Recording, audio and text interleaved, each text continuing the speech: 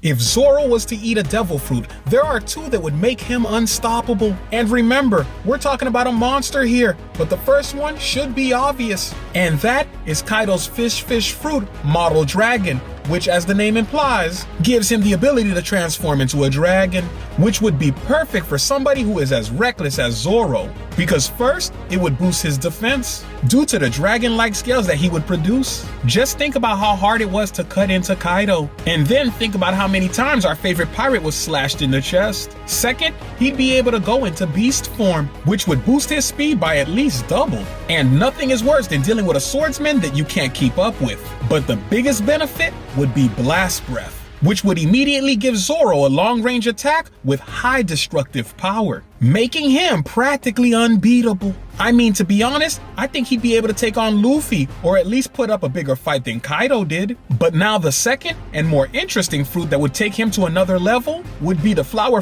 fruit, which is currently held by Nico Robin. And this one would turn him into a demon, because he already uses a 3-sword technique, which he developed because he wanted to hold even more weapons. And with this fruit, he'd be able to hold as many swords as he wants, because he would be able to sprout arms all over the place, which would probably change the 3 technique to the 100 sword technique. And you can only imagine how difficult it would be to beat him if this was the case. Also, he would be able to produce wings and go airborne, meaning he can do aerial attacks from a distance, which would make defeating him a hassle. But the ultimate benefit of the devil fruit would be the ability to make a giant version of himself. And with the right sword, Zoro would practically be a god, and nobody would be on his level. Now family, this video is handpicked specifically for you, so it's only right you click it so we can continue our adventure together.